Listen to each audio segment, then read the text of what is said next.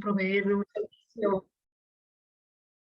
de un servicio adecuado, ¿sí? Y poder, como les comento, abordar de una mejor manera y ayudar en la recuperación del estado nutricional de ese paciente, de su salud en esa estancia hospitalaria, tomando en cuenta factores.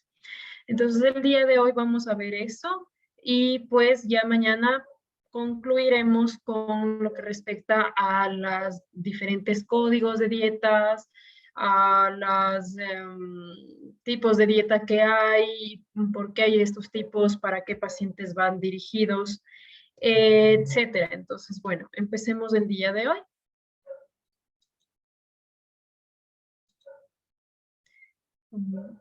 Joa, no puedo compartir la pantalla, por favor.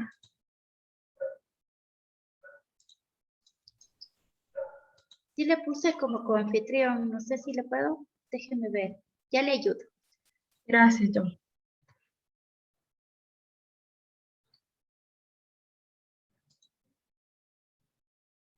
Ya está habilitado.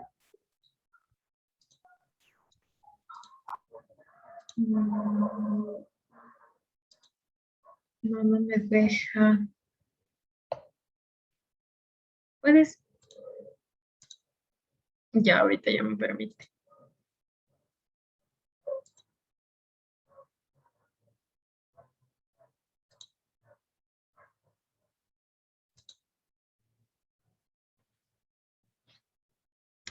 A ver, un momento, por favor, que se colgó la aplicación. ¿Qué pasó?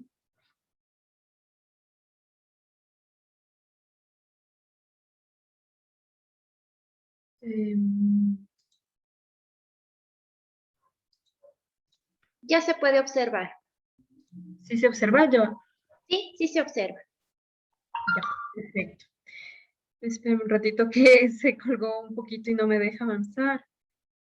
Deme un momento, por favor. Sí, no se preocupe.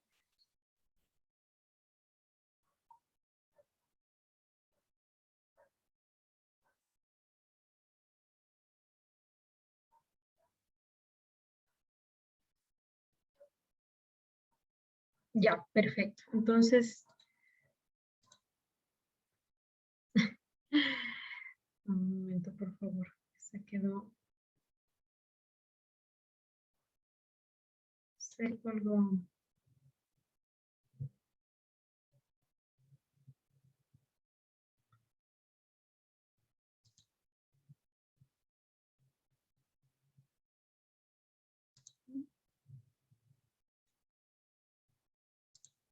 Ya, ahora sí parece ser que funciona.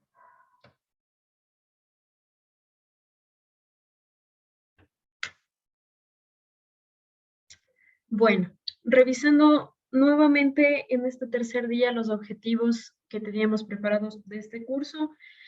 El día 1 aprendimos sobre los conceptos básicos de nutrición. El día 2, que fue ayer, pudimos comprender un poco mejor el contexto del paciente hospitalizado y de igual manera logramos identificar cuáles son los factores de riesgo que pueden afectar su estado nutricional durante su estancia hospitalaria.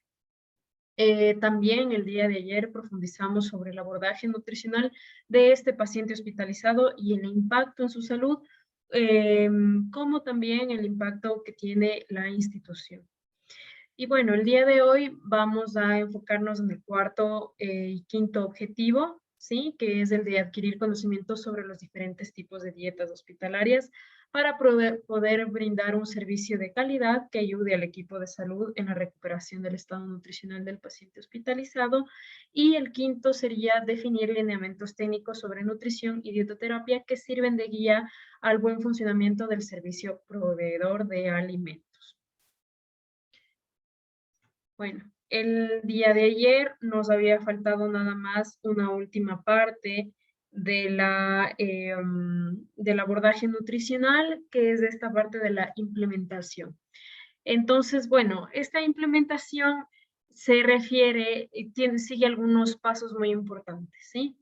Esta parte de la intervención nutricional ya es, pues, uno de los últimos pasos que nosotros vamos a seguir.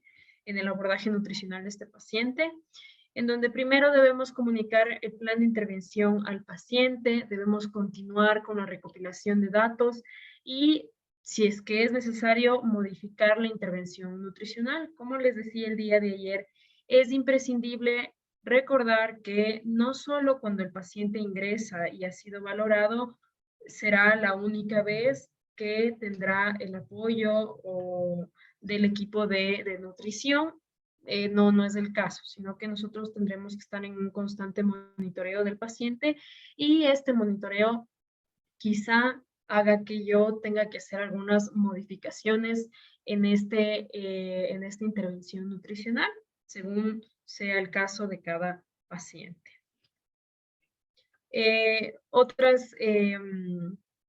Otras características muy importantes que definen la aplicación de la calidad, ¿sí? Incluyen el de individualizar las intervenciones, por ejemplo, el colaborar con otros colegas y profesionales de la salud, el dar seguimiento y verificar que la aplicación de esta intervención nutricional se esté produciendo y que esté satisfaciendo las necesidades de estos pacientes.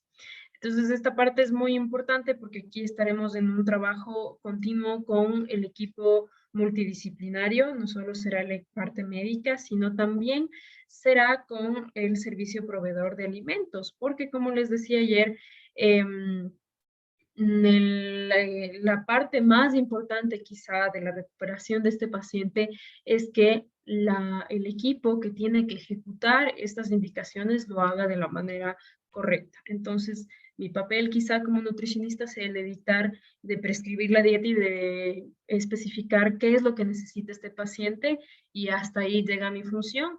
Y la función del proveedor de alimentos será el de entender estas especificaciones, el de entender qué dieta se le debe dar al paciente y el cumplir con todas esas solicitudes para mejorar pues su estado nutricional y de salud durante la hospitalización. Y por último, debemos revisar siempre las estrategias que nos habíamos planteado en la intervención nutricional y los cambios que estas están produciendo. Si estas estrategias son correctas, están bien hechas, pues estaremos viendo ya algún cambio, así sea mínimo, pero esto nos va a determinar del que estas estrategias estén bien planteadas, ¿sí? De que la intervención está siendo de manera correcta. Entonces, siempre tenemos que tener un pensamiento crítico en esta parte de la implementación, ¿sí? Porque debemos determinar, por ejemplo, qué estrategias de intervención son las necesarias que debemos aplicar a este paciente en base a los datos que ya tenemos, a la evaluación, al diagnóstico nutricional, que son los puntos que habíamos hecho con anterioridad. Debemos de todas estas estrategias fijar cuáles son las metas y qué es lo que vamos a priorizar. Lamentablemente hay pacientes quizá con una estancia muy corta, una estancia hospitalaria muy corta, que pues de todas las estrategias que teníamos, todas las metas y los objetivos que teníamos con ese paciente, no los podremos ver por el corto tiempo que estarán en el hospital. Como les decía, igual con anterioridad, no significa que con el abordaje nutricional tengamos que ver cambios en cortos periodos de tiempo, en esta semana, en 2 semanas, no. Estos cambios se ven en una mayor cantidad de tiempo, ¿sí? Y lo que debemos, pues, hacer es fijarnos metas que podamos ver en la hospitalización y si no, pues verlas quizá más adelante en la consulta externa para darle un seguimiento a ese paciente. Debemos definir cuál va a ser nuestra terapéutica, cuál va a ser nuestra prescripción nutricional, cuál va a ser nuestra prescripción de la dieta y cuál va a ser el plan básico que yo voy a tener con este paciente. Tenemos que tener una especificación del tiempo y de la frecuencia de atención. Y de igual manera debemos mantener una comunicación con el resto de equipo de salud, ¿sí?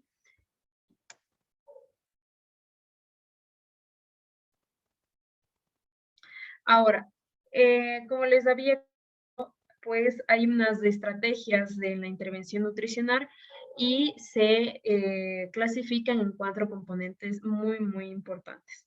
La primera es la administración de alimentos o el soporte, o también el soporte nutricional. Y esta es, sin más, el enfoque individualizado para la indicación de alimentos que incluye las comidas, las colaciones, si es que este paciente tiene pues la suplementación o recibe una dieta bien, ¿sí?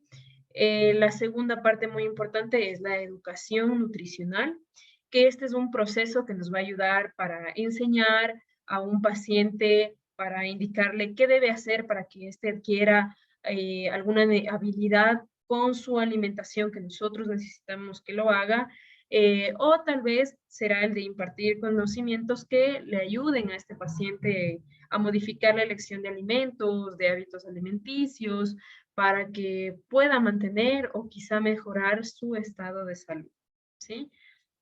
Tendremos también que involucrar el asesoramiento nutricional, que es el proceso de apoyo que se caracteriza por una relación nutricionista-paciente, y aquí se van a establecer prioridades, metas y planes de acción individual que traten de fomentar la responsabilidad del paciente y que sea siempre muy, muy importante que para este paciente que tiene que tener un autocuidado, que siempre tiene que adoptar hábitos saludables que promuevan su salud, ¿sí? Y que quizá los hábitos nocivos que quizá le han llevado a esta hospitalización no se repitan para que no sea un paciente que sea hospitalizado con frecuencia, ¿sí? Y por último, este último pilar es el de coordinar la atención nutricional, ¿sí? Entonces, aquí nosotros tendremos que quizá, pues, referir pacientes a otras especialidades, consultar con otros profesionales, porque este es un abordaje multidisciplinario. Yo no soy la única que dicta pues, lo que tendrá que hacerse con este paciente. Si tengo un paciente que tiene una enfermedad renal, necesito el apoyo de un nefrólogo. Si tengo un paciente que tiene pues sobrepeso u obesidad y va a entrar en algún plan de bariátrico, pues necesitaré el apoyo de los cirujanos, el apoyo de los psicólogos, etcétera. Y pues esto siempre va a ser con el objetivo de solventar estos problemas que están relacionados con la nutrición.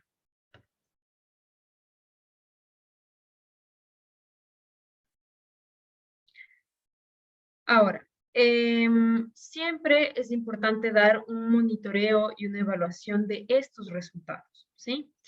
El propósito de este monitoreo es el de, y de esta evaluación es el de determinar el grado en el que los avances que se habían hecho y se están cumpliendo, ¿sí? O que estamos obteniendo los resultados deseados que queríamos con esta intervención nutricional, ¿sí?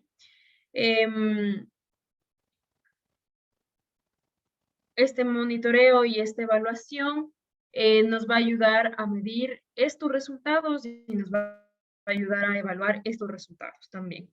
El de medir los resultados es el de seleccionar qué resultados son relevantes para el diagnóstico nutricional, los signos, los síntomas, las metas nutricionales, y vamos aquí en este punto a utilizar indicadores estandarizados para aumentar la validez y la fiabilidad de las mediciones en los cambios, ¿sí?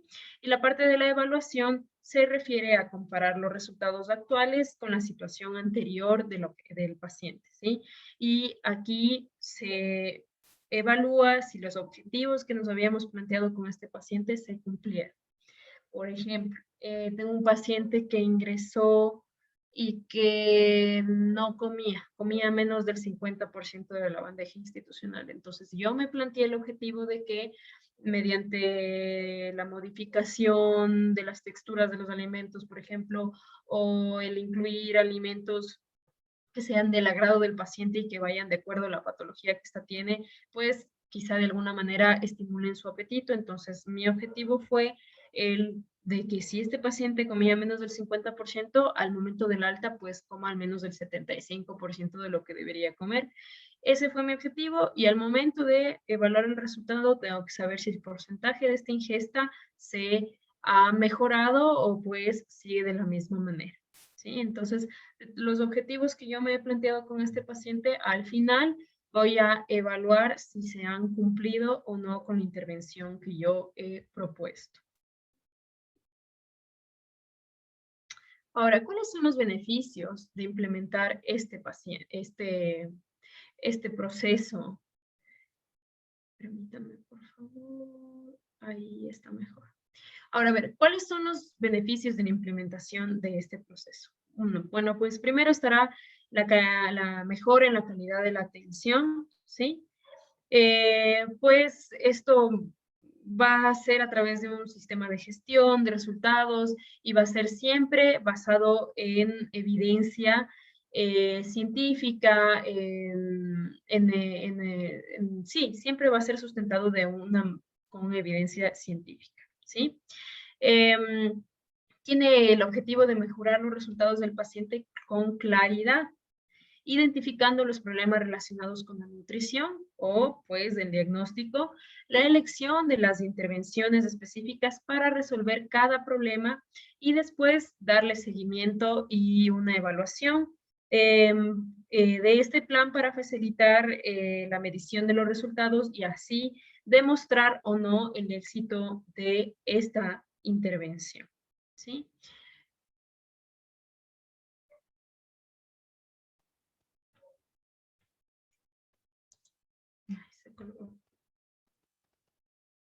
Ahora bien, vamos rápidamente a un resumen de lo que fue entonces esta intervención nutricional del paciente hospitalizado.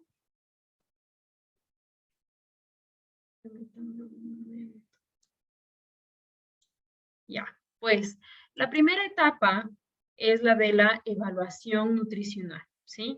Entonces aquí vamos a tener actividades que van a definir el quién, el cuándo, el dónde y el cómo de cada etapa, ¿sí? Entonces, ¿quién va a hacer esta valoración nutricional? El nutricionista. ¿En qué tiempo? ¿Cuándo lo va a hacer?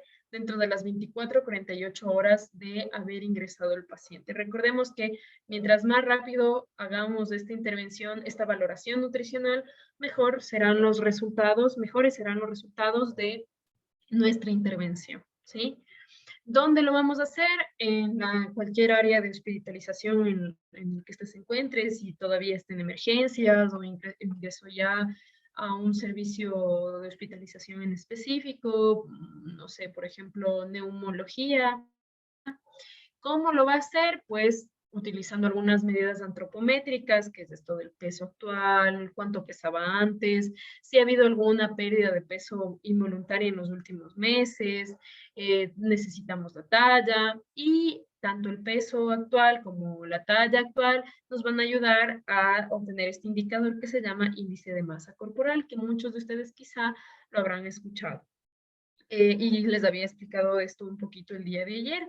Esto nos dice si es que el peso es el adecuado para la talla, la estatura que tengo, ¿sí? Pero recordemos que no es el único indicador que me dice cómo está mi estado nutricional. De hecho, utilizar solo el índice de masa corporal para determinar si un paciente está con un peso normal o no, o está con un estado nutricional óptimo, es algo errado. Necesitamos del resto de la valoración para hacerlo.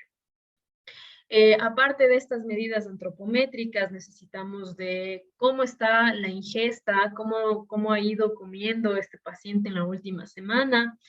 Aquí vamos a aplicar la valoración global subjetiva, en donde vamos a incluir en la historia clínica del paciente. Todo lo que nosotros recojamos de este paciente, todas las intervenciones que vayamos a hacer deben subirse a la historia clínica de este paciente para que el resto de especialidades, el resto de profesionales tengan conocimiento de qué es lo que está haciendo mi intervención como nutricionista, mi área, qué es lo que está haciendo, así como yo necesito la información de qué es lo que está haciendo el neumólogo con ese paciente. Y bueno, esto tiene que quedar registrado, ¿sí?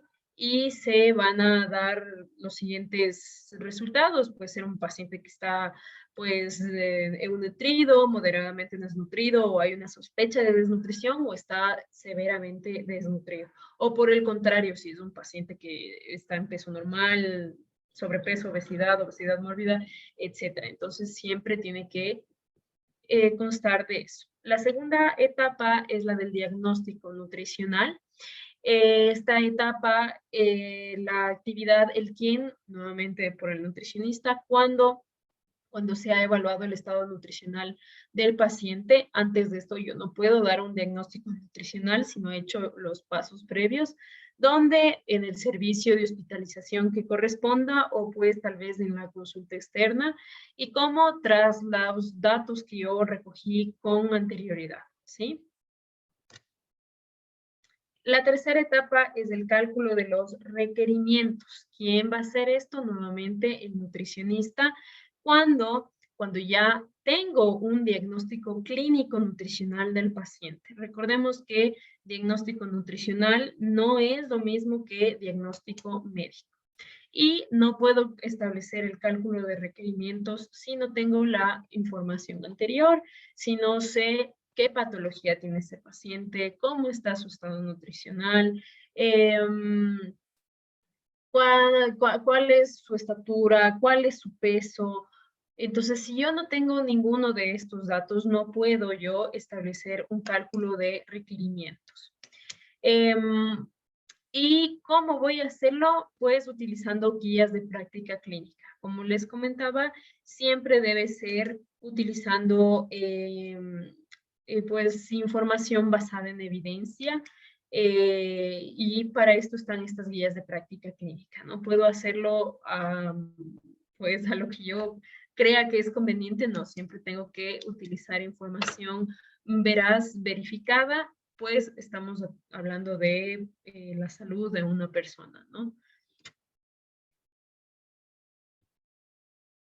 La cuarta etapa es la intervención nutricional, que es la que acabamos de hablar hace un ratito. ¿Quién lo hace? El nutricionista cuando ya se ha diagnosticado el estado nutricional de este paciente, donde en el servicio en el que éste se encuentra y cómo, pues, nuevamente siguiendo las guías de práctica clínica.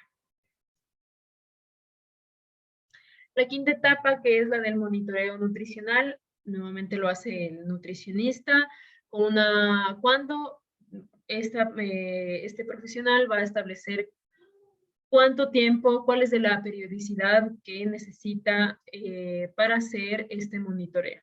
Si es un paciente, por ejemplo, oncológico, que tiene un estado de desnutrición, que tiene algunas malestares, afecciones que directamente su alimentación por las quimioterapias que recibe, pues tal vez será un paciente que tendré que monitorear cada mes o cada 2 semanas para ver cómo se ha ido beneficiando o no del plan de la intervención nutricional que me he planteado, o por el contrario, si es un paciente que está en un plan de reducción de peso porque el traumatólogo le recomendó, ya que ya está con una alteración en sus rodillas, entonces será un paciente que quizá tenga que ver una vez cada 2 meses, cada 3 meses, etcétera. Entonces, depende mucho del contexto del paciente, ¿sí? Y de igual manera, siempre utilizando guías de práctica clínica. La sexta etapa es la evaluación de la prealta. Sí, es la evaluación de la prealta. ¿Quién lo hace? Nuevamente el nutricionista. ¿Cuándo lo va a hacer? Antes del alta. ¿Dónde? En el servicio en el que se encuentre. ¿Y cómo? Pues ya teniendo todos los datos que tenía antes, lo que era la valoración del estado nutricional, y de esta manera sabré cuáles son las indicaciones que tendré que darle a este paciente. Si tiene que irse a su domicilio con una dieta saludable, si tiene que irse con una dieta con restricción de sodio porque es hipertenso, o con restricción de azúcares porque es diabético, etc. ¿Y cómo lo va a hacer? Haciendo pues educación alimentaria saludable siempre, y teniendo en cuenta cómo son las condiciones sociales y del entorno familiar de este. Sí, pues como les comentaba antes, no puedo tampoco enviarle, tengo que siempre tener en cuenta el contexto de este paciente. No es lo mismo y la situación socioeconómica del mismo es muy, muy importante, ¿sí? Entonces tengo que tener en cuenta esto para saber cuáles son las cosas que este paciente puede o no hacer en su domicilio para mejorar su estado de salud.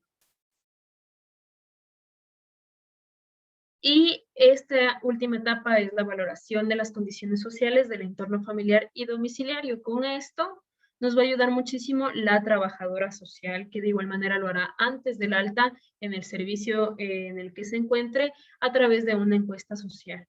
Entonces, si la trabajadora social fue la primera que abordó al paciente y ya le hizo esta encuesta social, pues nos ayudaría muchísimo y podríamos hablar con ella antes de hablar con el paciente, porque en el sexto paso es una de las cosas que nosotros tenemos en cuenta. Entonces, la trabajadora social puede darnos quizá una información más concisa y concreta del entorno familiar y domiciliario de este paciente, de sus condiciones sociales.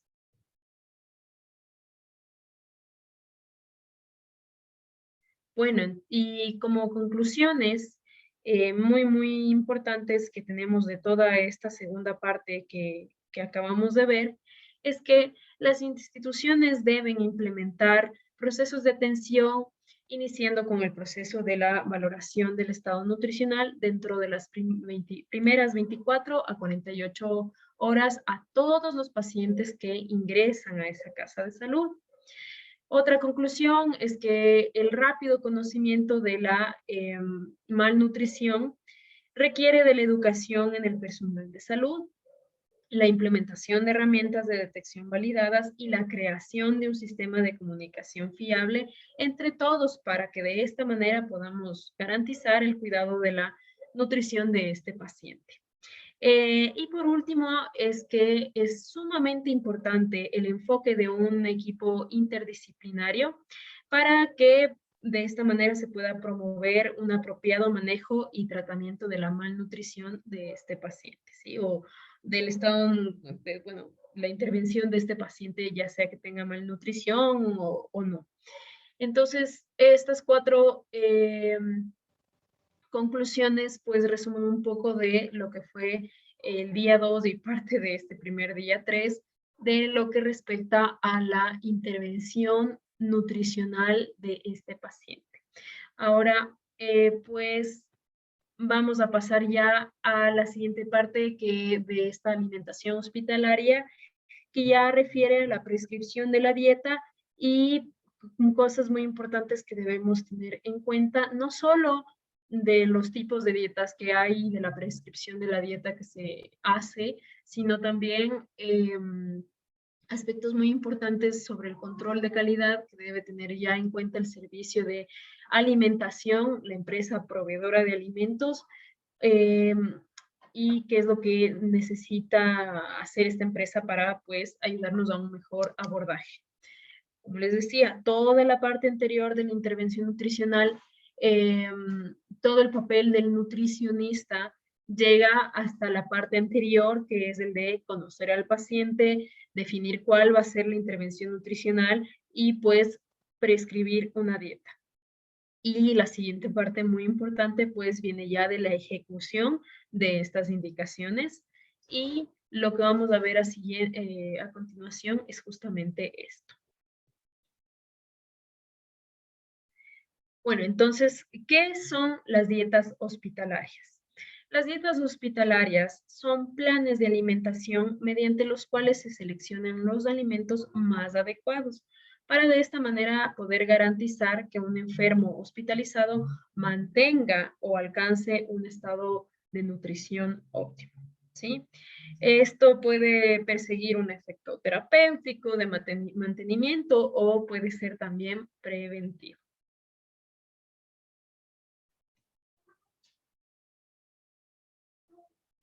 Un buen estado nutricional, perdón, en estas directrices en el impacto del abordaje nutricional y la prescripción de dietas durante la estancia hospitalaria de este paciente, es importante tener en cuenta una serie de directrices, ¿sí?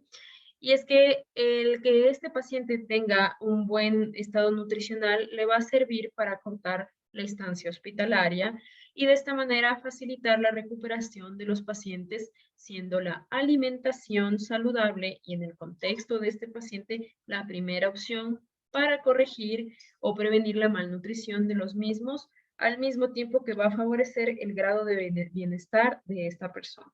Como hemos venido viendo ya a lo largo de este curso, si nosotros damos un adecuado abordaje nutricional, reduciremos la estancia hospitalaria de este paciente, le ayudaremos a corregir o a prevenir la malnutrición del mismo, porque recordemos que durante la hospitalización este paciente muy probablemente pierda peso, haya un desgaste de su estado nutricional y a través de esta intervención dietética nutricional vamos a también a favorecer al paciente y darle un cierto grado de bienestar, ¿sí?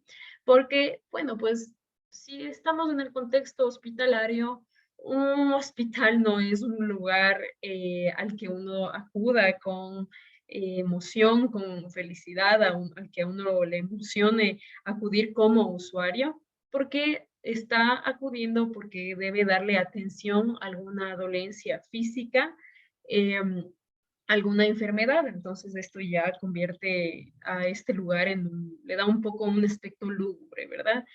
Y pues además que quizá puede ser un proceso doloroso en el que nos tengan que operar, en el que nos tengan que pinchar, inyectar, darnos medicación, recibir comida que a veces no es de nuestro agrado, etcétera. Entonces esto, si nosotros proveemos un servicio de alimentación, dietas que son de calidad, pues ayudaremos de una u otra manera a que este paciente pues mejore su bienestar durante su hospitalización.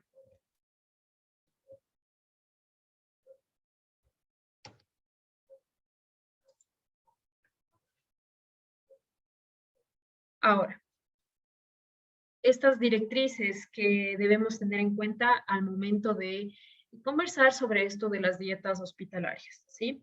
Entonces, primero, debemos tener en cuenta las costumbres del paciente, los gustos de este paciente, las creencias religiosas y otros factores que pueden influir en la aceptación o rechazo de esta dieta, ¿sí?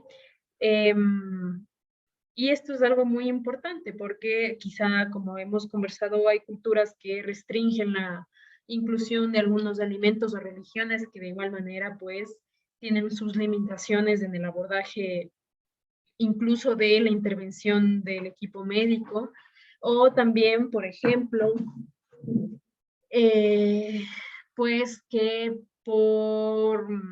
no sé, hay alimentos que tampoco nos gustan. Entonces tenemos que tener en cuenta todo este contexto del paciente para abordar de la mejor manera la dieta, porque si a un paciente que me dice, sabe que no me gusta el apio y en el almuerzo le llega la ensalada pues llena de apio, obviamente esto no va a ayudar para nada en que este paciente se sienta bien y en recuperar ese estado nutricional, ¿verdad?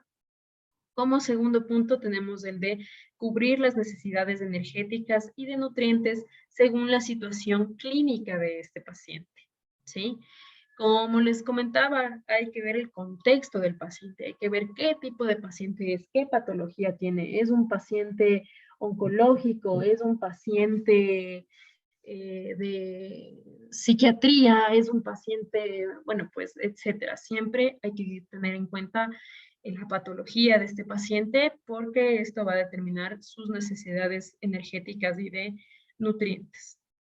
Como tercer punto, estas dietas siempre tienen que ser suficientes, tiene que haber una amplia variedad, siempre, ¿sí?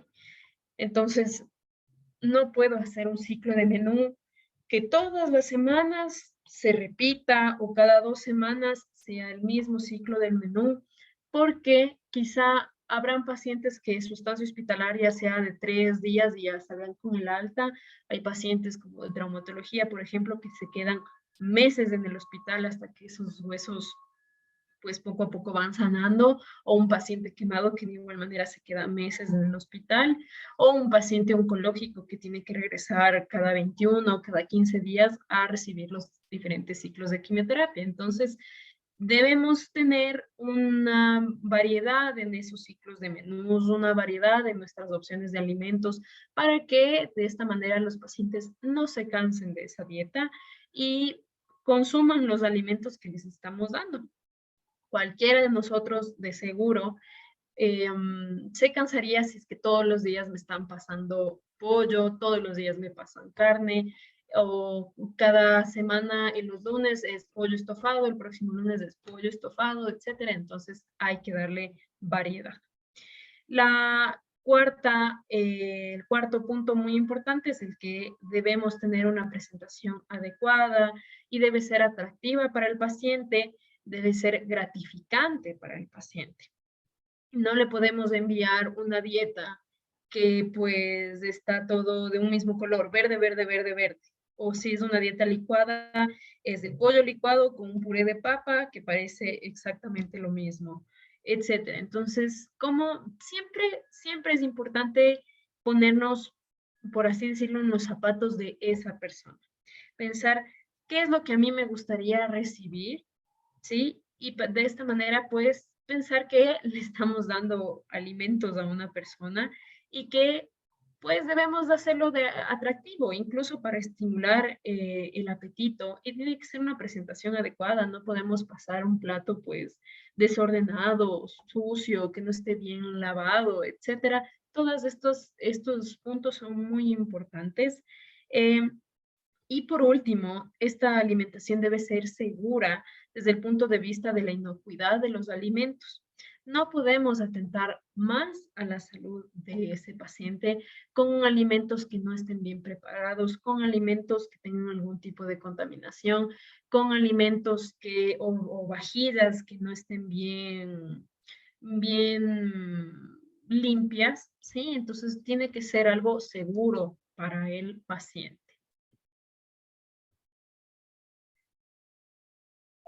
Ahora, eh, esta extensión de las Naciones Unidas es un departamento de Agricultura, la FAO. La FAO nos indica lo siguiente. Bueno, pues, ¿qué son normas alimentarias? Son eh, estas normas alimentarias son el conjunto de los reglamentos o leyes donde se definen ciertos criterios: la composición, el aspecto, la frescura, la procedencia, el saneamiento, el contenido bacteriano máximo, la pureza, concentraciones máximas de aditivos, entre otras cosas, que deben satisfacer los alimentos para que se autorice su distribución o venta. Y de esta manera es muy importante el conocer este tipo de normas, ya que son imprescindibles, tienen que darse cumplimiento sí o sí a estas normas.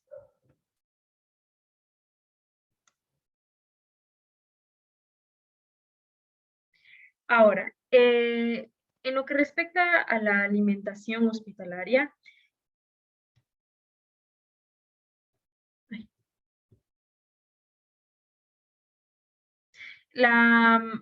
el Consejo de Europa en el año del 2003 supuso una serie de normas sobre alimentación y atención nutricional en hospitales y establece dos puntos muy importantes, ¿sí? Pues la alimentación no debe implicar un impacto potencial a los consumidores, no debe haber riesgo para estos consumidores.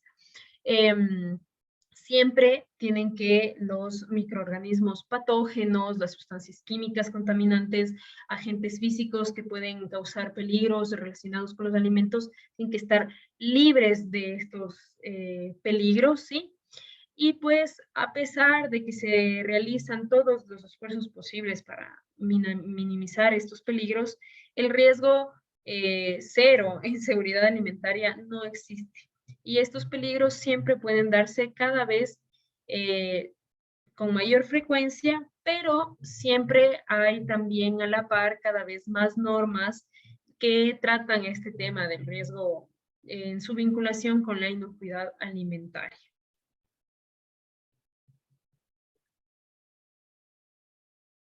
Bueno, pues entonces este Consejo de Europa lo que nos dice es que debemos adoptar y aplicar una política de servicio de alimentación y en algunos casos también hay alimentación a domicilio.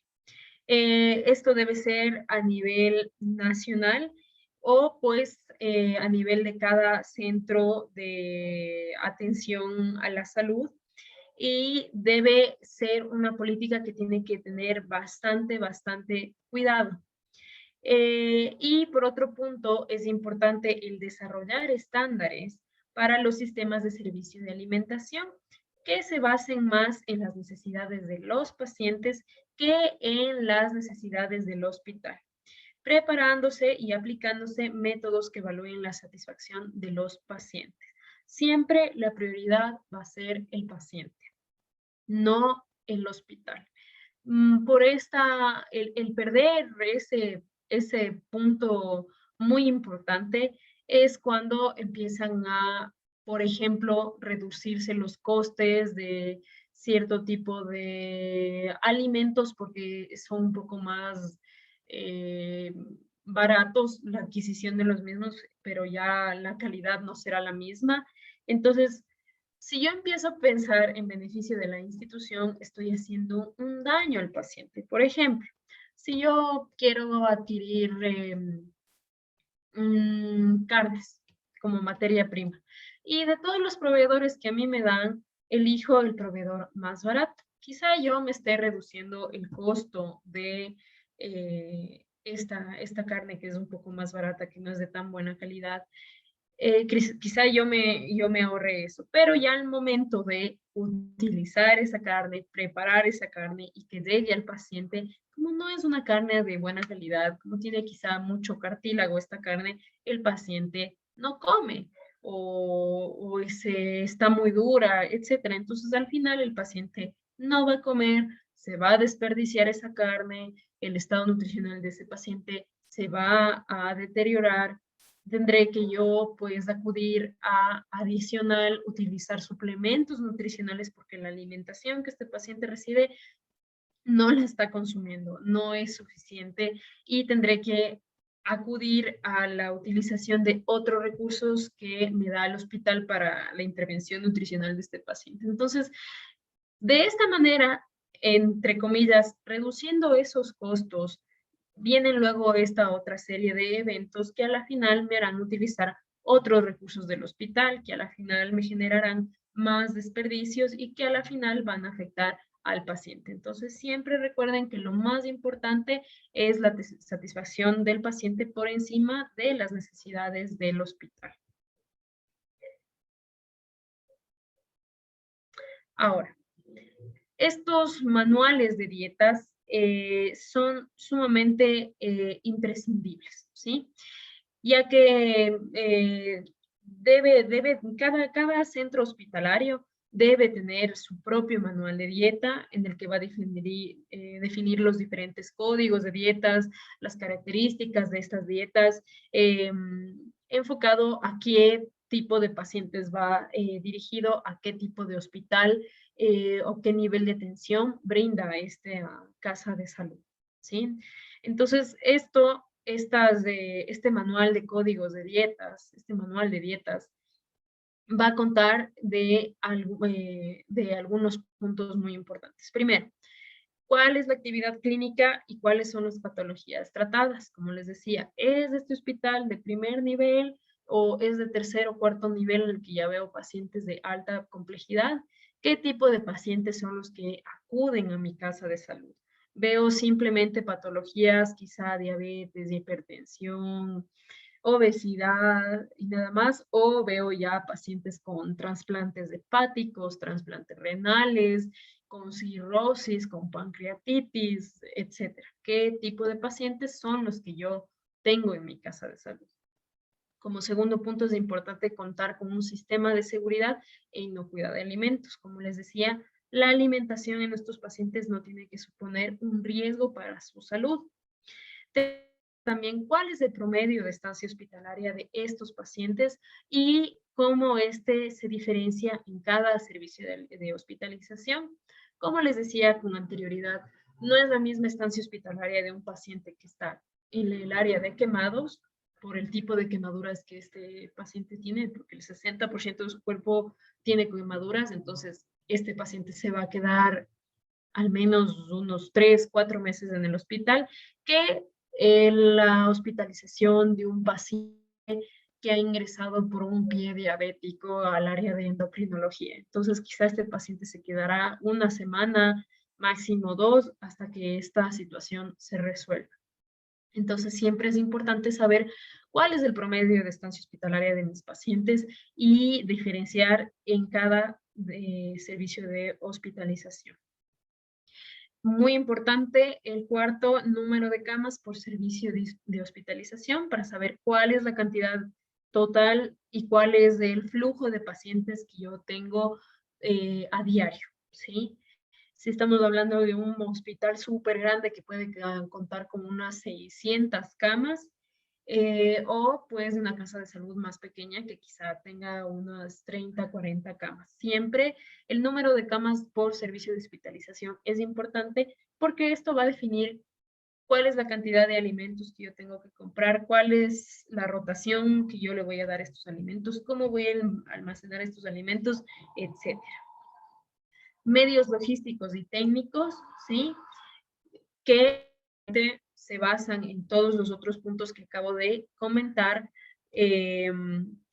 Pues, como les comento, dependiendo de la cantidad o del nivel de complejidad de este servicio de esta casa de salud en la que yo me encuentre, pues sabré cómo tengo yo que distribuir y manejar mi servicio de alimentación. Ya son procesos un poco más ya técnicos, ¿sí? Ahora, ¿cuál es mi capacidad de sistema de acción? ¿Cuál es mi capacidad de producción de dietas? ¿Cómo está mi servicio de alimentación? ¿Cuál es el detalle de mis instalaciones? Tiene que haber un layout, tiene que haber una especificación de dónde se encuentra pues la estación para preparar las carnes, dónde se encuentra la estación para preparar las ensaladas, la estación que hace los jugos, etcétera, y cuál es la cantidad de personal que yo necesitaré para cada estación, y qué cosas necesito, hornos en esta parte de aquí, o aquí estará la parte en la que voy a pues ya esterilizar la vajilla, etcétera. Debe haber un detalle de estas instalaciones y un sistema de distribución de estas instalaciones, siguiendo una lógica, ¿sí? Tratando de optimizar el tiempo y los recursos de no solo los recursos económicos o materiales o de materias primas, sino también mi recurso de humano, mi recurso del personal que yo voy a necesitar para poder hacer, pues cumplir con la cantidad de dietas y las diferentes dietas que yo necesite despachar. Y siempre es muy, muy importante que haya una adecuada comunicación interna y que sea esto que sea normalizado, y esto lo hará básicamente el Departamento de Recursos Humanos, pero siempre tiene que haber una comunicación fluida como en todo lugar para que las cosas pues se den de la mejor manera.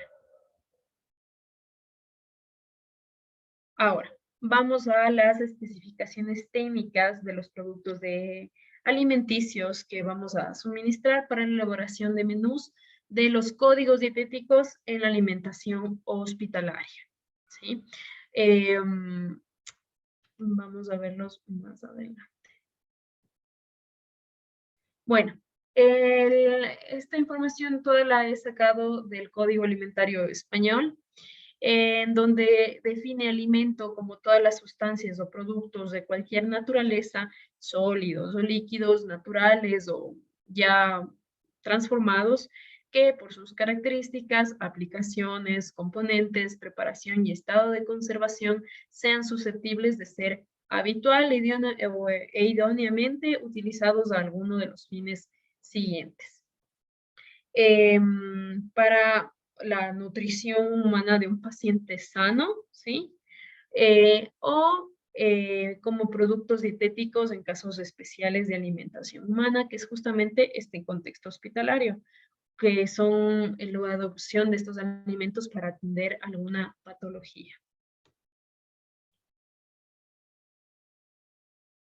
Ahora, aquí viene una parte muy, muy importante que es el concepto de calidad aplicada a un alimento, ¿sí? Y esto no lo relaciona con el costo elevado de dicho alimento, sino que se considera como un término indicador de su grado de excelencia.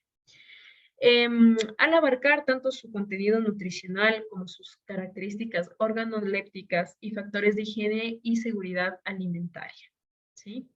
Entonces, cuando hablamos de la calidad de un alimento, aplicamos distintos aspectos que son importantes para esta calidad, ¿sí? Que se relacionan con los alimentos y que debemos tener en cuenta, sobre todo en la adquisición de las materias primas y para la elaboración de los platos que componen los diferentes códigos de dietas hospitalarios, ¿sí?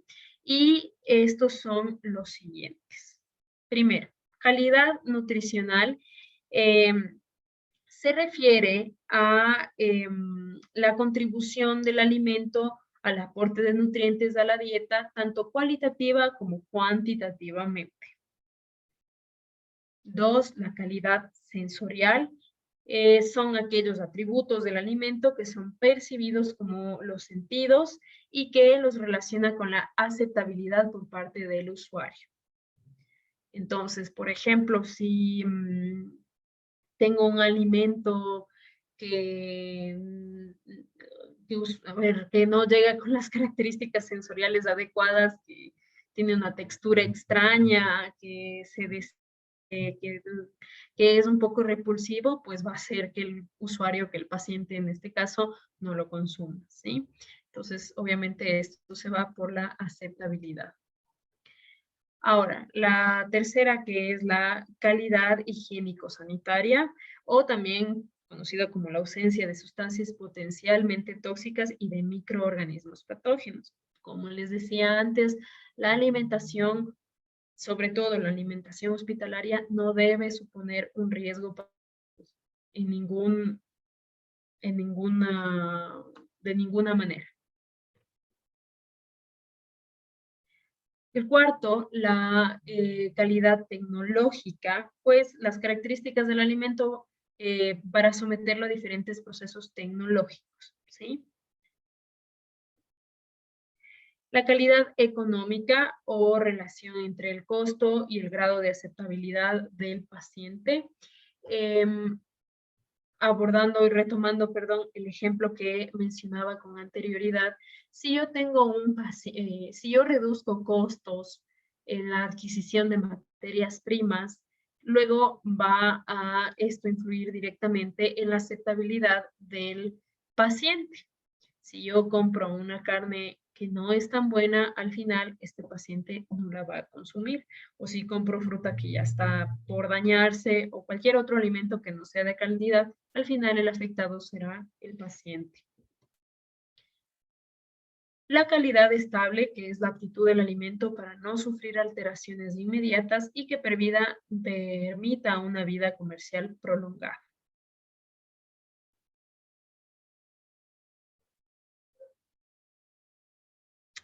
Entonces, los alimentos de calidad, se consideran alimentos de calidad a aquellos productos alimenticios que se aceptan en virtud de su adecuación a unos atributos de referencia relacionados con las propiedades nutritivas, sensoriales y sanitarias. Siempre voy a tener un punto de referencia, ¿sí? Y esto aquí viene la parte del control de calidad que lo hará una parte del equipo del servicio de proveedor de alimentos, siempre al adoptar, al adquirir materias primas, debe hacerse un control de calidad con una muestra de esta materia prima. No puedo hacerlo con toda, obviamente, dependiendo de la cantidad de la adquisición que va a ser determinada por esto de con qué pacientes trabajo, cuántas camas, etcétera. Entonces siempre se va a hacer un control de calidad de una muestra de las materias primas y de esta manera se va a determinar todos los puntos que acabamos de ver y lo que se va a perseguir siempre es que sea de la mejor calidad posible para que a la final el paciente, el usuario, pues pueda consumirlo y nos ayude a la recuperación del estado de salud de esta persona. Ahora, las especificaciones del producto, pues esto hace referencia a que últimamente, bueno, no últimamente, ya desde hace algunos años, se han unificado y han elaborado las especificaciones técnicas de los productos alimenticios que forman parte de las dietas hospitalarias, todo ello con el fin de homogeneizar criterios en los procesos de compra y de logística para de esta manera facilitar una información clara sobre las características técnico-sanitarias que deben reunir los alimentos o grupos de alimentos que van a configurar la alimentación natural en nuestros hospitales, en nuestras casas de salud.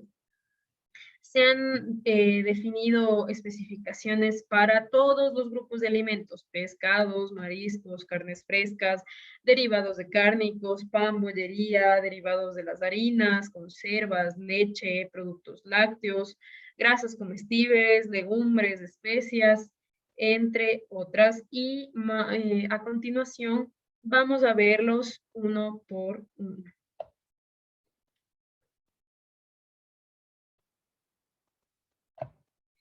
Bueno, primero tenemos la parte de los pescados y los mariscos.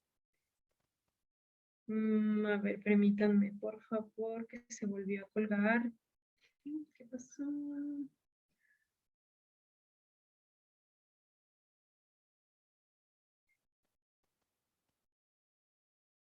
Se volvió a colgar, ¿qué pasó? Listo. Bueno, primero tenemos en primer lugar a los pescados y a los mariscos. Y es que tenemos que tener en cuenta que antes de que se destinen al consumo humano, los pescados y los productos a base de pescado tienen que ser sometidos a un control visual para poder detectar parásitos visibles. Y obviamente no se van a poder incluir en nuestras dietas eh, aquellos pescados o aquellas partes de pescado analizadas que han sido retirados por presentar manifestaciones de parásitos. Siempre todo lo que revisemos tiene que no suponer un riesgo para la salud del paciente. La variación del peso no puede exceder el 10% por encima o debajo del peso que habíamos solicitado en todas y cada una de las unidades que solicitamos. Los productos de la pesca congelados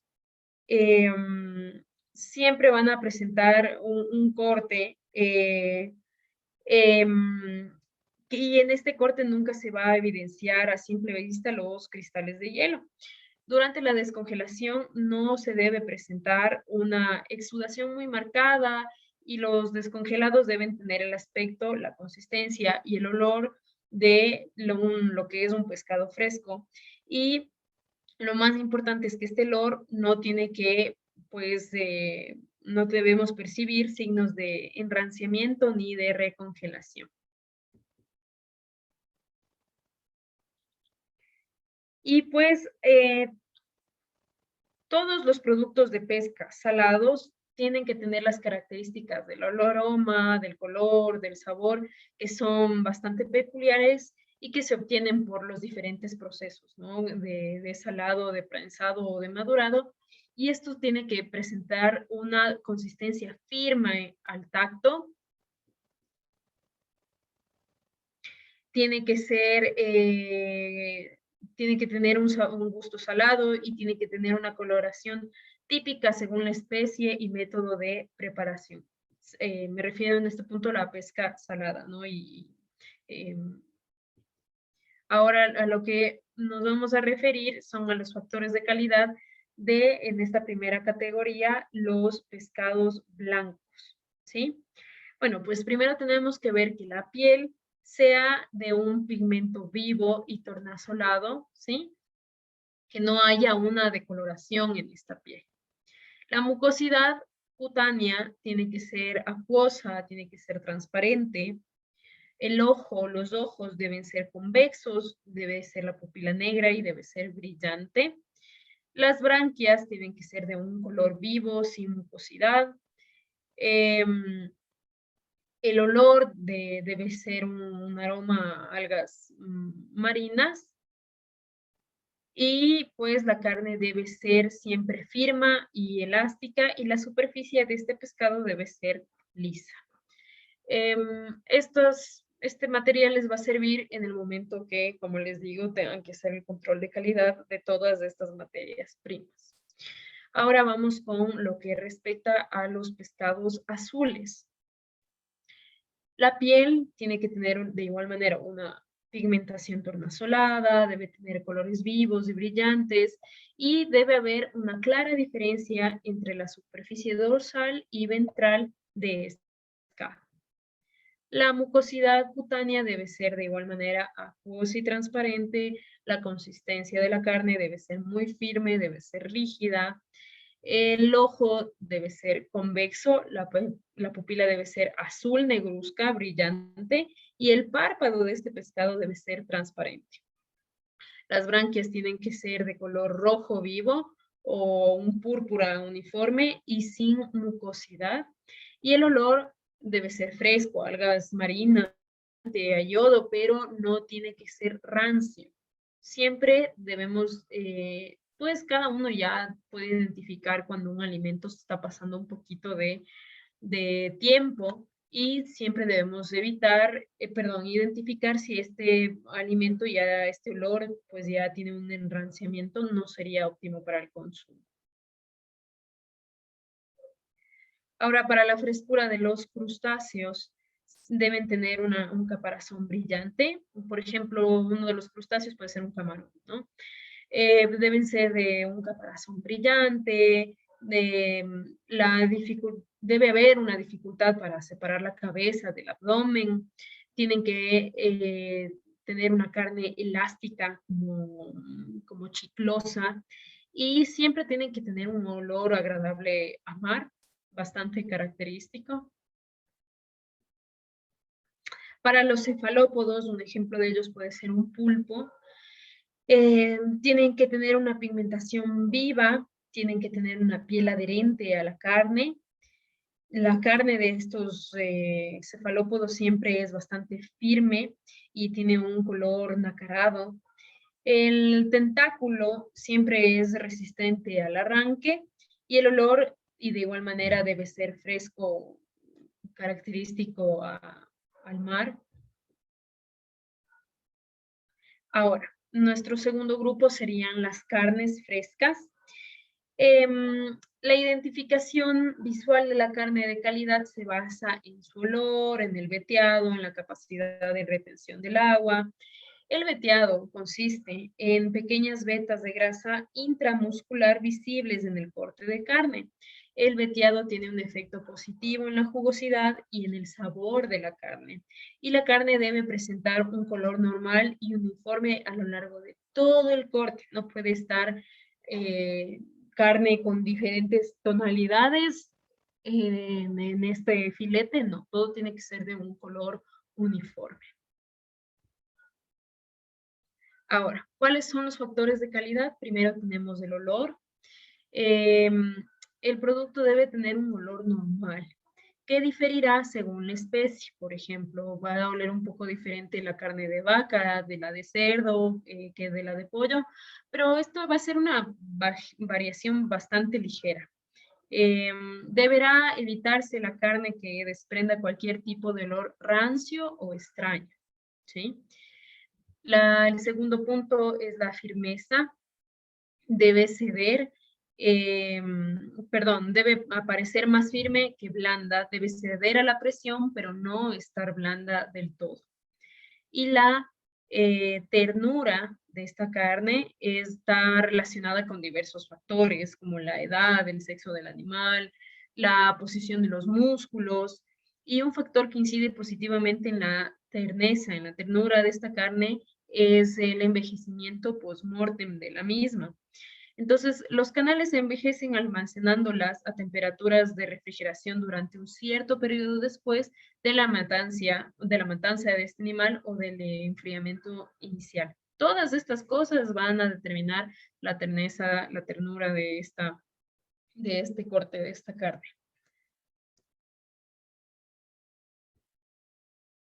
Ahora tenemos la jugosidad y esta depende de la cantidad de agua retenida por un producto cárnico cocinado. La jugosidad incrementada, incrementa el sabor, contribuye a la blandura de la carne, haciendo que sea más fácil de masticar, estimula la producción de saliva, la retención de agua y el contenido de lípidos determina la jugosidad. Y el veteado y la grasa presente en los bordes ayuda a que haya una retención del agua.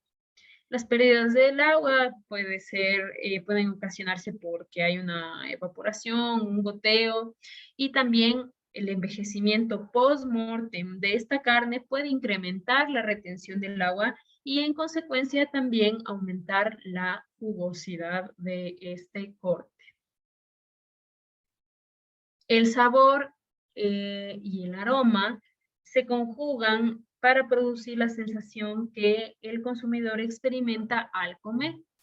Esta sensación proviene del olor que penetra a través de la nariz y del gusto salado, dulce, agrio, amargo, etcétera, que se percibe en la boca. Hay una estrecha relación entre lo que olemos con los sabores que sentimos.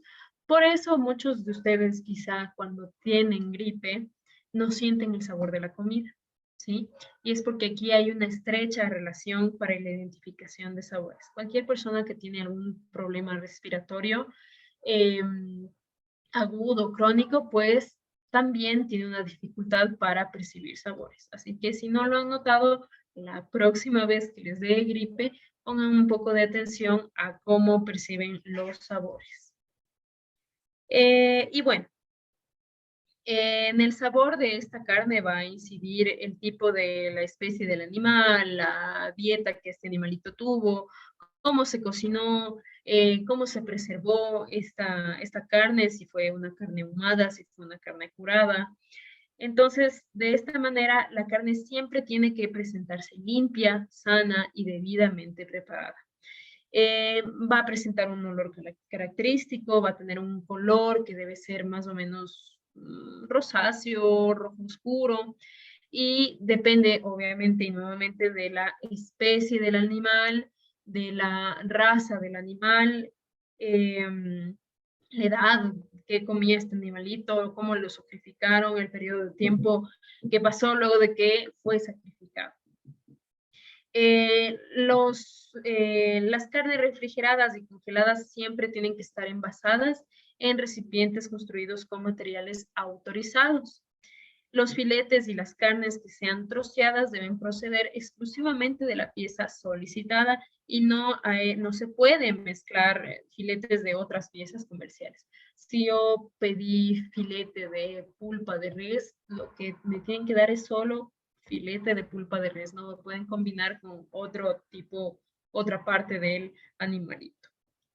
Queda prohibido que la carne que no procede de animales certificados en mataderos legalmente autorizados y que estos cumplan con las garantías de salubridad necesarias, así como los siguientes tipos de carne. Las carnes que estén defectuosas, que sean impropias, que sean nocivas, la adición de carne que tenga cualquier aditivo o sustancia extraña, todas estas carnes están prohibidas para el uso, al menos en una institución hospitalaria, ¿sí? Y es aquí donde entran nuevamente las normas de calidad y que yo tendré para la adopción de estas materias primas. No puedo adquirir carnes de un matadero que no es aprobado por el Ministerio de Salud, que no tiene todos los permisos en regla, porque pues esto, imagínense, supone un riesgo terrible para la salud. Y en el caso de que algún documento de este proveedor no esté en regla, pues lamentablemente tendremos que cambiar de servicio de proveedor. Así que en esta documentación sí es bastante extenso todo lo que deben cumplir, pero siempre tiene que haber un monitoreo de que todos mis proveedores cumplan con las normas que me dicta el hospital que tengo que cumplir para adquirir estas materias primas. Ahora, las carnes de aves, ¿sí? Esta denominación de carne de aves se aplica a todos los volátiles sanos en sus distintas especies y clases domésticas o silvestres autorizadas en la alimentación humana. No pueden poseer huesos rotos, ni heridas, ni cortes, ni arañazos. Siempre se va a presentar el despiece, ¿sí? Es decir, la separación de las presas.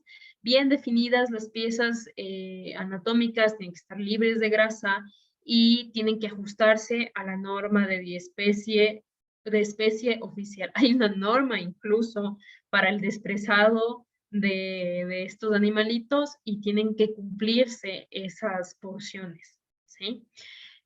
Cuando proceden filetes o cortes transversales de las piezas de tacos, también hay una normativa que establece el gramaje de estos cortes, de estos filetes.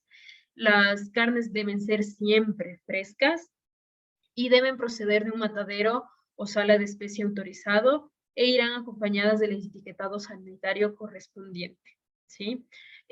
Todo tiene que tener, pues, una normativa sanitaria, un etiquetado que me diga cuándo fue sacrificado el animalito, cuánto es el tiempo que tengo para consumirlo, entre otras cosas. Entonces, siempre tiene que haber este etiquetado sanitario. Ahora bien, la jugosidad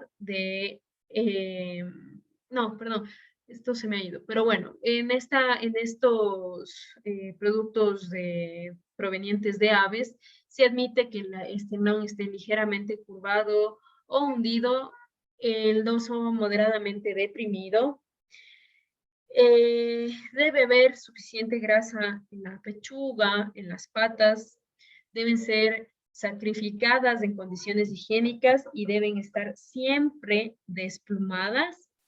Y pues el color de la piel debe ser un rosa claro, los músculos deben ser de consistencia firme y el olor y el sabor son característicos al pollo o a cualquiera de las aves que hayamos adquirido.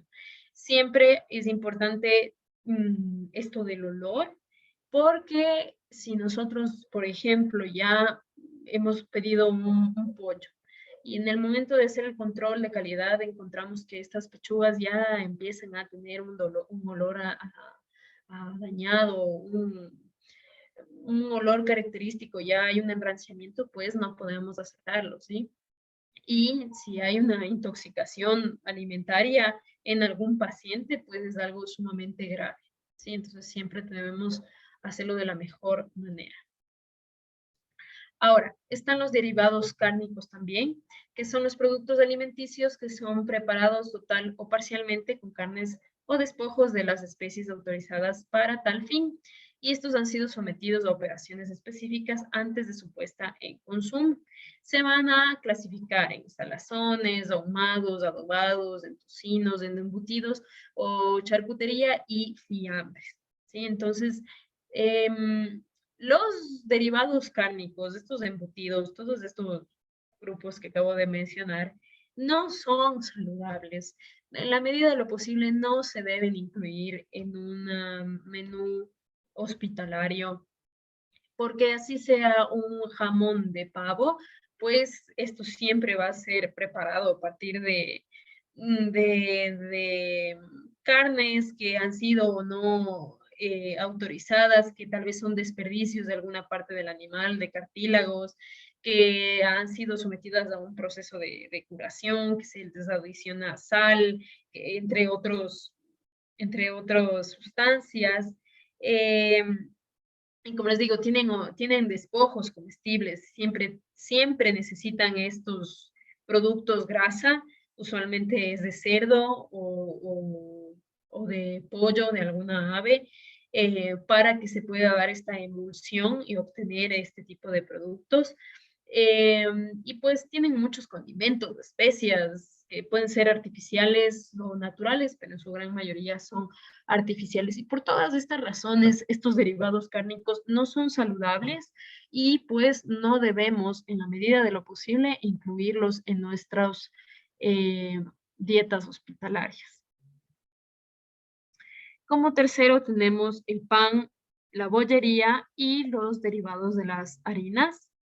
Entonces, aquí vamos a diferenciar el pan de la bollería. El pan es el producto que se resulta de la cocción de esta masa de mezcla de harina de trigo, sal, agua y levadura. Y cuando se emplean harinas de otros cereales, pues este pan tendrá el nombre de la clase de cereal que yo utilicé para preparar. Si es un pan de centeno, si es un pan de linaza, etcétera, son porque provienen de este tipo de harinas. Pero el pan común es de harina de trigo. Los productos de bollería, por otro lado, son aquellos que se elaboran a partir de esta masa de pan que se ha fermentado y que se ha cocido y también se añaden algunos otros complementos para modificar sus características básicas. Por ejemplo, galletas o tostadas, etcétera. Entonces, esa es la diferencia de pan y productos de bollería. Cada vez que lean algún artículo que menciona estos productos de bollería, ya saben a qué se refiere. ¿Cuáles son las características de las diversas clases de pan, excepto los integrales y de gluten, que van a ser las siguientes? Primero, el color de la miga debe ser blanca, crema o amarillenta. El color de la corteza debe ser dorada, uniforme y brillante o mate, según la clase de pan, y estará exenta de manchas. El olor debe ser agradable y suave, exento de rancidez o de cualquier otro anormal. El sabor debe ser agradable, característico, ni agrio ni amargo.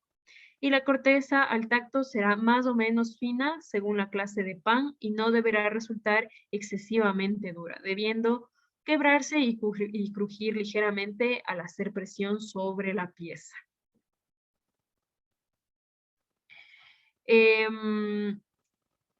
La textura de la miga será suave al tacto, tendrá una textura de alvéolos finos y gruesos, de paredes delgadas, distribuidos regularmente según la clase de pan. Y debe haber siempre un examen microscópico que obviamente estará exento de gránulos de almidón, de otros cereales, de moho, de residuos de insectos, de huevos, de larvas o de cualquier otra materia extraña que denote un deficiente estado higiénico sanitario, ¿sí? Entonces, siempre en este tipo de alimentos usualmente se hace este análisis microscópico para, pues, de confirmar que no existe ninguno de estos patógenos que pueden ser terribles para la salud del ser humano, de nuestro paciente hospitalizado. Y en este grupo también tenemos a las pastas alimenticias, que son productos que se obtienen por desecación de una masa no fermentada, confeccionada con harinas, sémulas finas o sémulas procedentes de trigo duro, trigo candeal, perdón, o sus mezclas y agua potable. Al fin y al cabo, estos son los fideos, los diferentes tipos de fideos, espagueti de lacito, etcétera. Se refiere a los fideos. Aquí se me repetió. Bueno, en cuarto lugar tenemos a las conservas. Son los productos que se obtienen a partir de alimentos perecederos de origen animal o vegetal, con o sin adición de otras sustancias autorizadas. La mayoría de las conservas van a tener adición de otras sustancias para que perduren en el tiempo. Deben estar siempre en un envase apropiado, debe estar siempre cerrado herméticamente por el calor y tiene que, o por cualquier otro método que asegure su conservación. Hay conservas de carnes, de pescados, de moluscos o crustáceos, de frutas, de verduras, de platos preparados. Hoy en día ya vi incluso en el supermercado que hay enlatados de encebollado. Entonces, esas son las conservas. Deben satisfacer algunas exigencias generales y estas son: primero, estar en perfecto estado para su consumo, deben proceder de una materia prima que no esté alterada ni que presente síntomas de descomposición con la madurez y tamaño convenientes. Eso, este punto de aquí, pues, lo determina obviamente la empresa que pues se dedique a hacer este tipo de conservas, ¿no? Nosotros no podemos determinar la procedencia de las mismas. Deben siempre estar exentas de materias extrañas y deben estar envasadas en condiciones técnicas apropiadas con materiales que resistan al tratamiento y a la acción de los componentes del producto. Tienen que haber pasado por una esterilización de forma que proporcione al producto la máxima estabilidad de condiciones para su consumo. Debe haber un tratamiento térmico que garantice la inactivación de estas esporas del C. botulinum u otros esporulados, ¿sí? Lo más común es este que vemos aquí, este botulinum, y pues este sí es un patógeno sumamente perjudicial para la salud. Y los ingredientes empleados en la elaboración de estas conservas deben cumplir las especificaciones propias de cada producto en particular. Un ejemplo muy común de conserva, el atún. Las leches y los productos lácteos, bueno, pues se entiende por leche natural al producto íntegro, no alterado ni adulterado y sin calostro. Del ordeño higiénico regular, completo e ininterrumpido de las hembras mamíferas domésticas sanas y bien alimentadas. Con la denominación genérica de leche es que se comprende única y exclusivamente a la leche natural de las leches que se producen por otras hembras de animales domésticos se designarán indicando además el nombre de la especie a la que corresponde. Por ejemplo, la leche, pues como aquí dice esta diapositiva, es la leche de vaca, ¿no? Pero si ya compro una bebida de leche de chivo, tiene que decir leche de chivo, etcétera. Entonces siempre hay que identificar de qué otro animalito procede esta bebida. Las grasas comestibles son los productos de origen animal o vegetal cuyos constituyentes principales son glicéridos naturales de los ácidos grasos, contenido como componente menor de otros lípidos. Un poquito de esto de las grasas lo habíamos visto ya el día de ayer. El aceite es un producto de origen vegetal cuyos constituyentes principales son glicéridos naturales de los ácidos grasos contenidos como componentes menores de otros lípidos.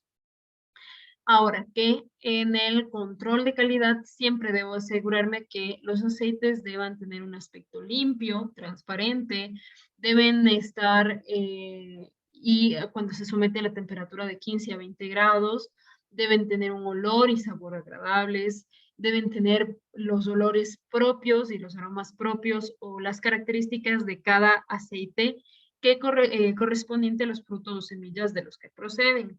El aceite de oliva, por ejemplo, es de color verduzco. El aceite de maíz es de un color un poco más amarillento. Y si olemos los dos, si hacemos una comparación del olor de estos aceites, pues notaremos que cada uno tiene un aroma diferente. Entonces, siempre esto es importante al momento del control de calidad, saber cuál es el olor característico de cada uno de ellos. Como séptimo tenemos a las legumbres, ¿sí? Que, bueno, pues con la denominación genérica de legumbres secas se conocerán las semillas secas, limpias y sanas y separadas de la vaina. Tienen que ser procedentes de plantas de la familia de las leguminosas adecuadas para la alimentación. ¿Cuáles son las leguminosas? Los granos. pueden ser los garbanzos, el frijol, la arveja, etc. Las legumbres que sean secas y sus derivados deben presentar un aspecto, olor y sabor normal. No deben tener señales de haber sido atacadas por hongos, bacterias, insectos o ácaros o roedores. Siempre es importante verificar esto, pues es muy común al menos que haya hongos, insectos o roedores y que se encuentre mucho esta plaga en este tipo de alimentos. Entonces, siempre debemos asegurarnos que no contengan estos contaminantes. Las verduras y las hortalizas frescas se denominan, bueno, por un lado, la hortaliza a cualquier planta herbácea hortícola que se pueda utilizar como alimento, ya sea cruda o cocinada.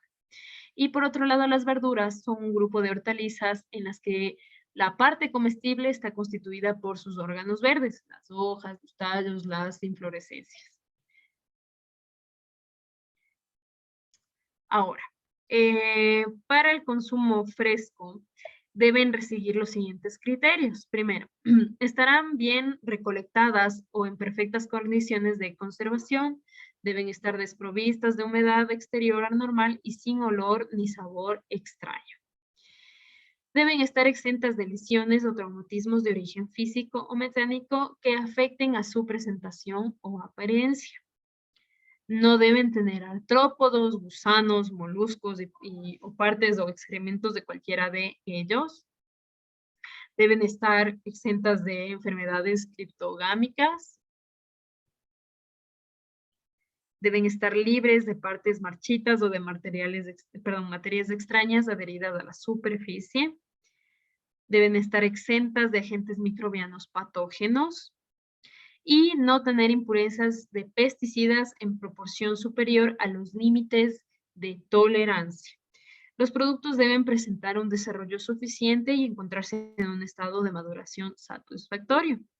La tolerancia se refiere a, por ejemplo, de un lote, la tolerancia debe ser del 10% en un número o en peso de productos que no satisfagan los requisitos mínimos de calidad. Sin embargo, esta tolerancia no va a incluir los productos que presenten podredumbre, que ya estén podridos, o cualquier otro deterioro que los haga no aptos para el consumo. Como les decía, cuando nosotros recibimos materias primas, analizamos una parte de la materia prima, obviamente no todo, es decir, quizá analicemos un 10% del total de esta materia prima y pues toda esta materia prima tiene que cumplir con todas las normas de calidad que estamos viendo en este momento. Si no, no cumple esa porción que estoy analizando, si incumple de cualquier manera, pues no puede ser aceptada toda esa materia prima porque me va a provocar una alteración en el estado de salud de los pacientes a los que va dirigido ese alimento. Ahora, las frutas se definen como el fruto, la infrutescencia, la semilla o las partes carnosas de órganos florales que hayan alcanzado un grado adecuado de madurez y sean propias para el consumo humano. Las frutas frescas se van a presentar para el consumo enteras, sanas, limpias, exentas de toda humedad anormal y carecerán de olor o sabor extraño. Deben presentar un aspecto y desarrollo normal según la variedad, la estación y la zona en la que se produce esta fruta.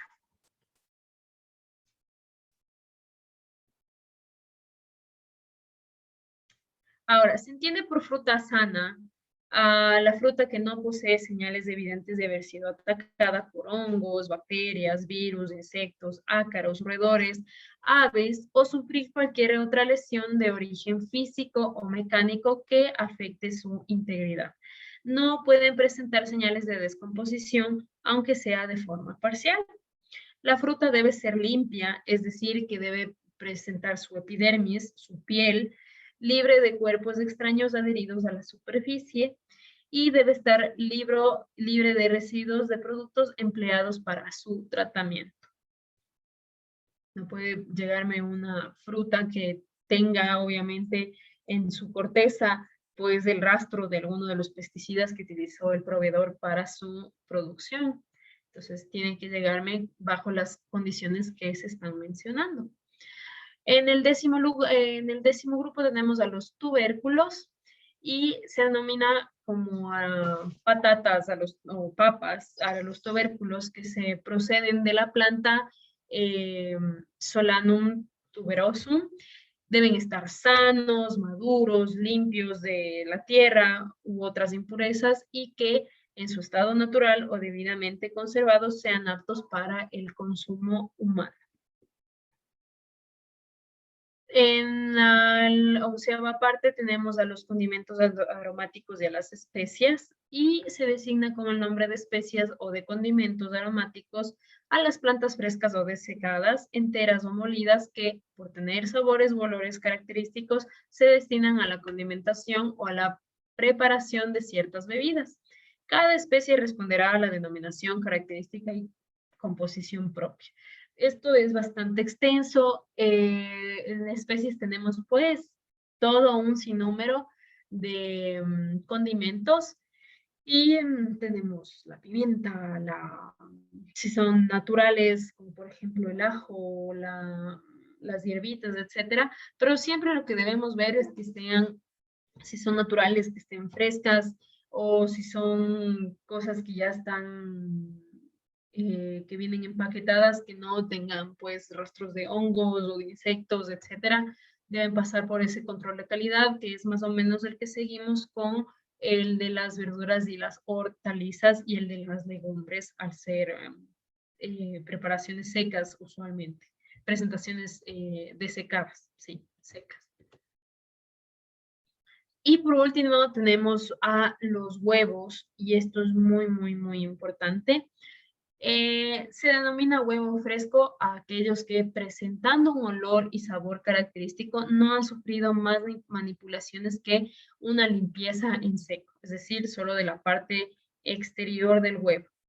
El huevo pasteurizado son los productos constituidos total o parcialmente con huevo de gallina y han sido desprovistos de la cáscara y destinados a servir de materia prima para elaboración de productos alimenticios. Ahora, hoy por hoy, ya venden partes del huevo. Ya he visto, por ejemplo, en el Supermaxi, que ya venden las claras de los huevos.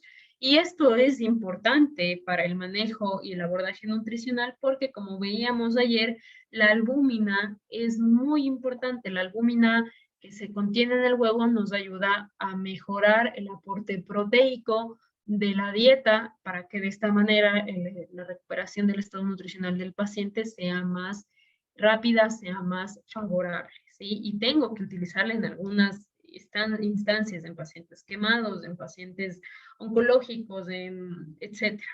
La albúmina es muy importante. Serán elaborados por procedimientos tecnológicos que ineludiblemente presupongan la aplicación de un proceso de pasteurización de las materias primas y no pueden contener microorganismos patógenos vivos ni de más de 150.000 gérmenes por gramo o centímetro cúbico del producto elaborado.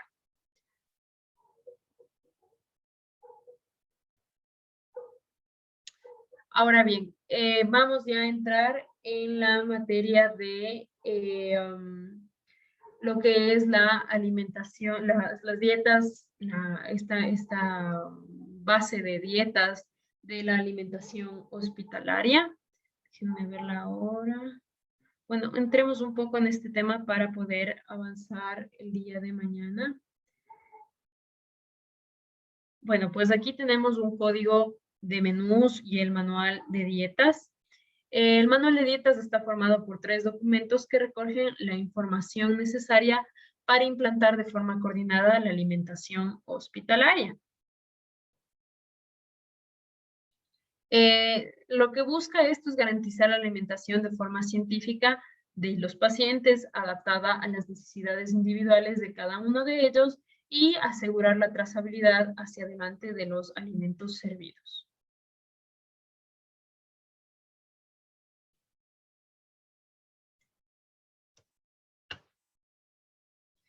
Estos documentos se rigen en 4 pilares muy importantes, ¿sí?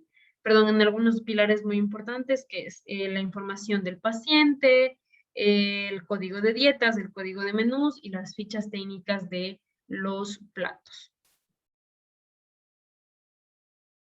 Y esos otros dos, esos de aquí no son, pero esos ya los voy a modificar. Son esos 4 pilares fundamentales. Ahora, este código de dietas es un documento en el que se registran todas las dietas disponibles en cada casa de salud. Esto es una gran gama de opciones, es un abanico de opciones dietéticas programadas en una institución sanitaria con pacientes ingresados que necesitan recibir alimentación durante un tiempo más o menos prolongado, ¿sí? Dependiendo de qué servicio de hospitalización hablemos. Esto va a abarcar todas aquellas dietas correspondientes a las patologías más habituales según el tipo de centro hospitalario. Y va a ser con la finalidad de que la solicitud y su puesta en práctica sean entendidas fácilmente por todos.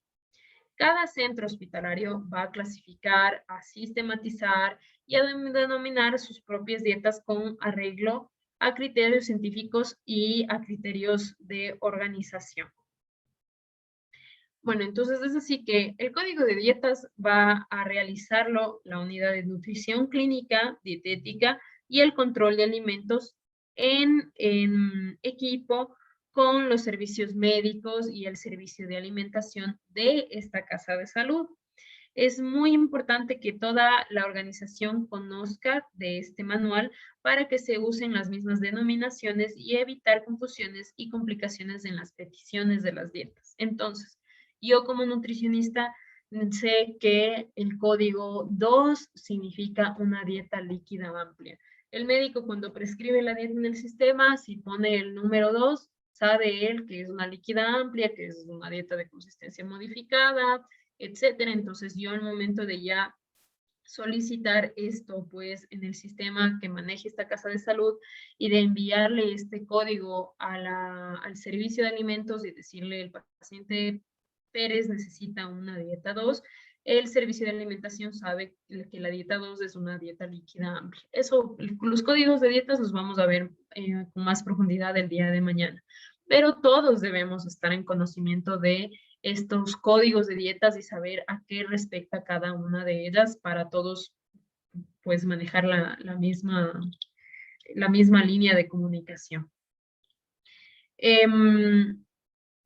Y bueno, con cada una de estas dietas lo que perseguimos es de un objetivo preventivo, de diagnóstico o terapéutico, o simplemente proporcionar durante el ingreso una alimentación completa y equilibrada, además de contribuir al bienestar físico y psíquico del paciente y servir de educación nutricional, de imagen e influencia en el área sanitaria a la que corresponde.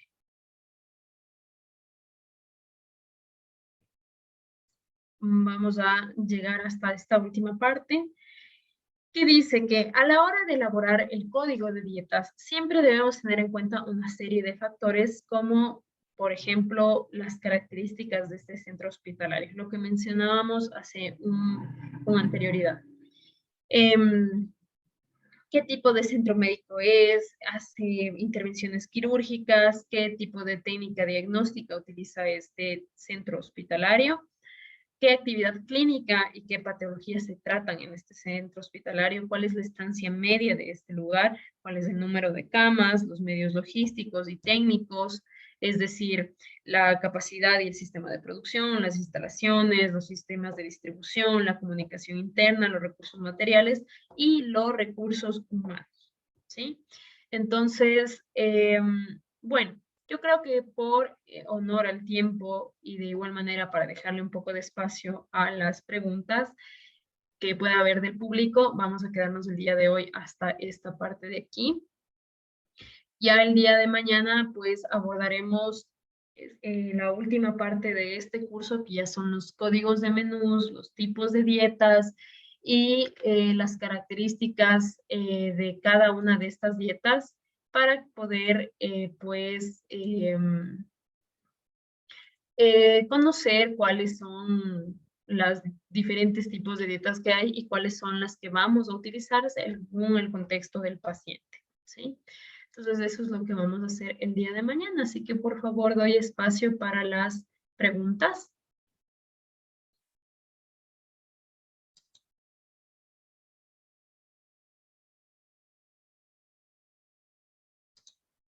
Permítanme ver si por aquí. Bueno, aquí vamos a ver las. Bueno, bueno, ingeniera, sí, perdón. Tenemos que de parte de Victoria Vinuesa dice, buenas noches. En el menú hospitalario, ¿qué tan viable es ofrecer dos tipos de proteína o qué tan recomendado ofrecer huevo como segunda opción?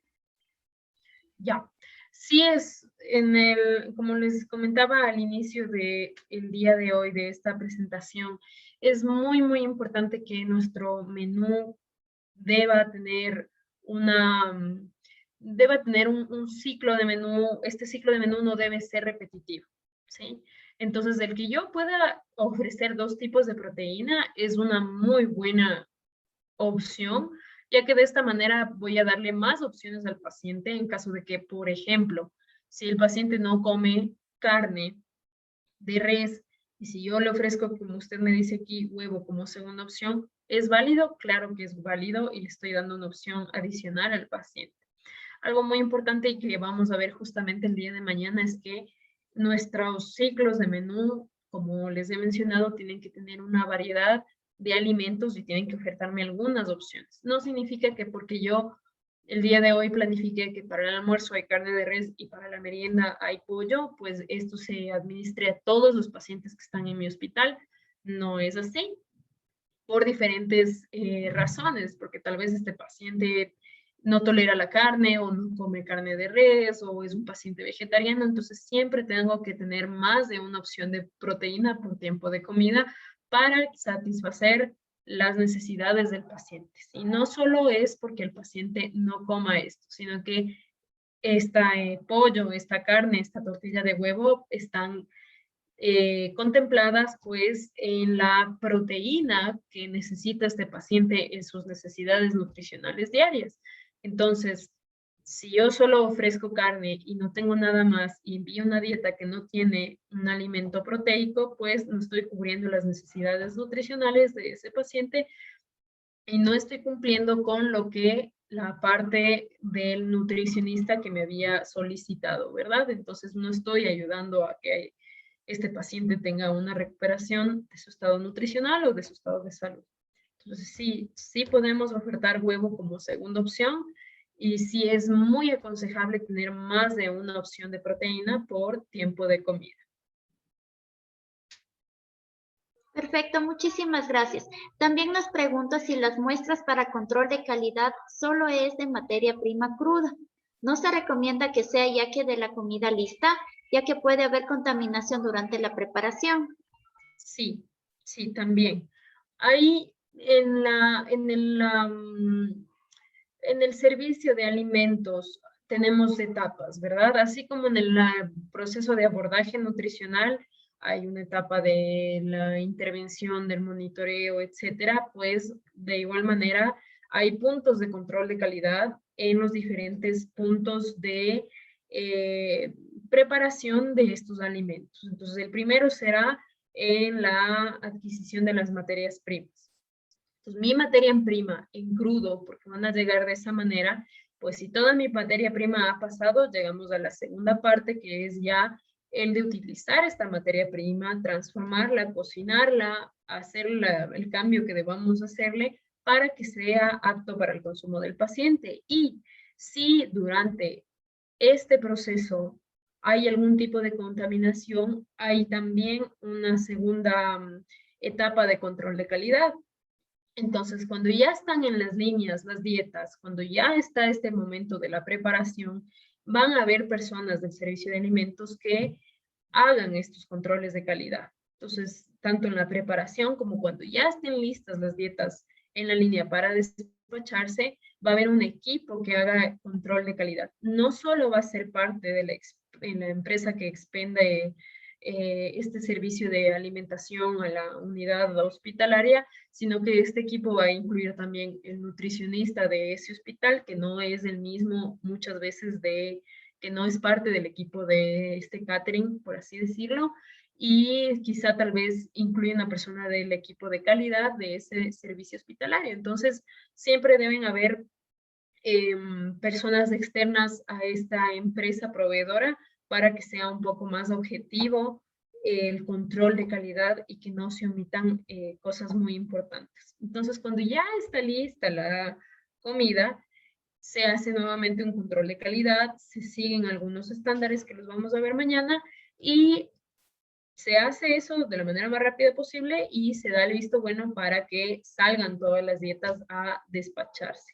Pero si no solo el control de calidad no solo se lo hace al momento de adquirir las materias primas, sino también al momento de ya, pues, en algunas etapas del proceso de preparación de estos alimentos hasta que ya se despachan estas dietas. Así que sí, se hacen algunas veces. Perfecto, y ya no tenemos ninguna pregunta más. Entonces, estimados participantes, si no tenemos alguna otra pregunta a nuestra querida Lorena, no queda más que agradecerles y verles el día de mañana. Muchísimas gracias, estimada Lorena. Listo, les agradezco también a todos ustedes el día de hoy por, bueno, pues por continuar con el curso. Ya el día de mañana es el último que nos queda de este curso de dietas de alimentación hospitalaria. Y como les digo, veremos los diferentes tipos de dietas que hay y ya daremos cierre a este curso. Así que ha sido todo un gusto para mí y pues nos veremos el día de mañana. Que tengan buena noche todos ustedes. Una buena noche para todos. Hasta mañana. Hasta mañana.